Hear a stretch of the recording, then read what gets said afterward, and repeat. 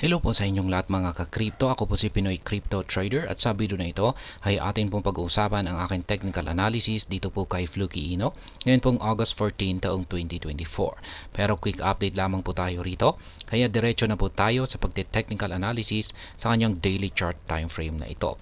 At ayan, sa kanyang chart na ito ay meron po kasi tayong isang descending triangle pattern dito. At ito po ay nakapaloob sa isang mas malaking pattern dito na isang descending wedge pattern na binubuo po ng dalawang kulay puti na linya. At matagal-nagal na pong naglalaro ang market price dito ni Fluky Ino. Nagsimula po ito noong mga June 7 hanggang sa kasalukuyan. Yan, kitang-kita natin na bumagsak po siya rito sa lower portion at yan, nabuo yung kanyang lower portion, tapos umangat po ulit siya para mabuo yung kanyang sunod na rejection sa kanyang upper portion na ito. At pagkatapos niyan ay nagpatuloy po siya sa pagko-consolidate. At maliban po dyan ay nabuo na rin yung ating triangle pattern dito na nakabase na rin sa ating sa ating mas malaking pattern at saka support line dito. Ngayon ay yung nangyari po rito ay nakaranas po ng breakout itong si Fluky Ino dito sa lower portion ng ating triangle pattern na ito. Isa po itong bearish breakout. At kung pag sinabi po nating bearish breakout ay nagsasabi po ito ng signal na makakaranas po ng isang matinding pagbagsak itong si Fluky Ino. Pero sa kanyang pagbagsak na ito ay nagawa pong pigilan ng support line natin, minor support line natin dito sa 30 digits 10983 yung kanyang pagbagsak. Kaya tumalbog po siya rito at umangat siya. At pagkatapos niyan ay nagpatuloy po sa pagko-consolidate itong si Fluky Ino dito. Pero wag po tayong makakasiguro kasi sa kadalasan ay yung mga breakout na ganito ay nasusundan ito ng retracement. At pagkatapos ng retracement ay magpapatuloy po ito sa kanyang pagbagsak. At yan, ito po yung nais kong ipaliwanag dito. Kapag nagkaroon ng breakout, kadalasan ay sinusundan po yan ng retracement.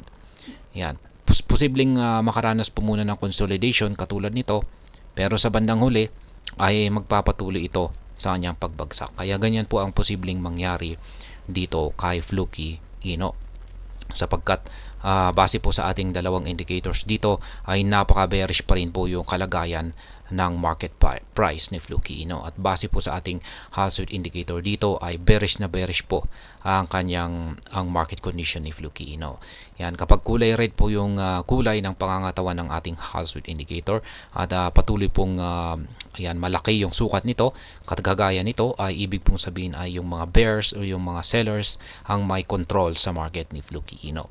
Sa mga hindi po nakakaalam, kung pag sinabi po nating bearish ang market condition at yung mga sellers ang may control nito, iisa lamang po ang layunin ng mga yan, yung pabagsakin or pababain yung presyo ni Fluky Ino hanggang sa manghina po yung mga sellers at makapag-take over or makabawi naman yung mga buyers para paangitin ito.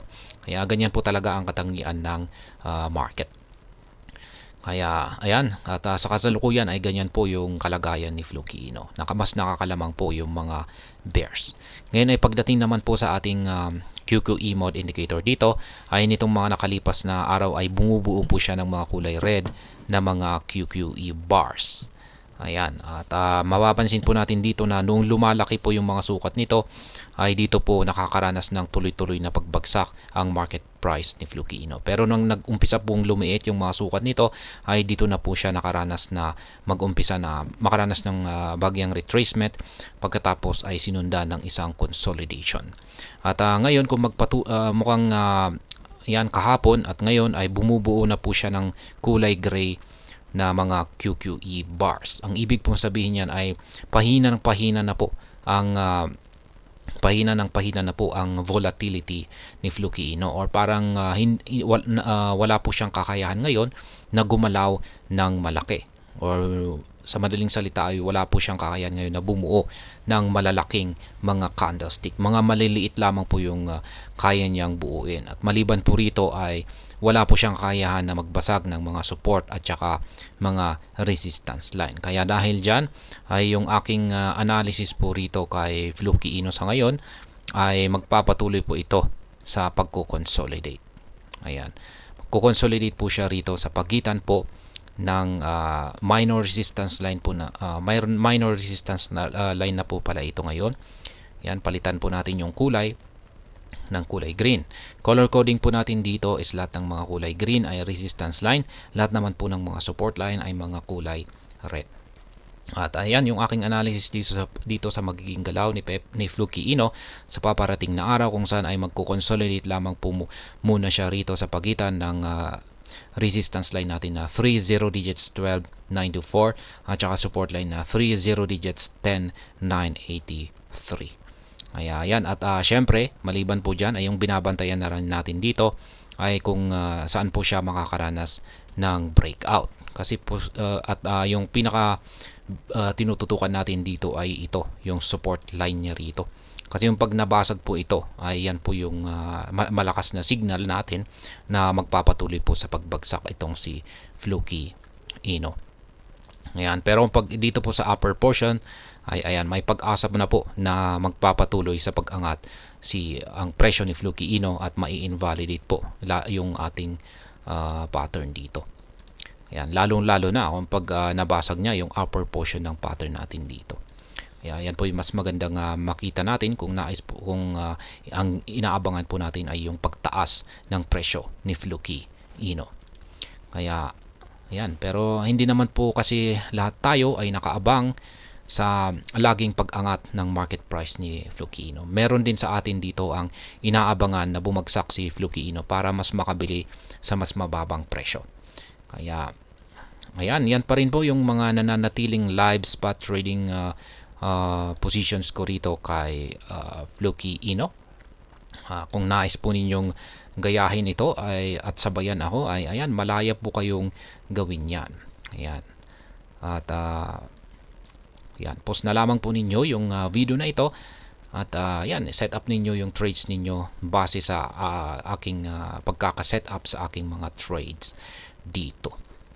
Ayan, para sabay-sabay po tayo na pag nakakapag-take profit at saka nakakapag-accumulate dito kay Fluky Ino. Sa mga hindi pa nakakaalam, ang mga kulay yellow na arrow signs dito ay kung saan nakaset ang aking mga sell pending orders or take profit. At ang mga ito ay nakaset sa mga presyo ng mga resistance levels na katapat ng mga ito. Ganon din ang mga kulay blue na arrow signs dito sa ibaba, kung saan ay nakaset naman ang mga ito sa presyo ng mga support levels na katapat ng mga ito.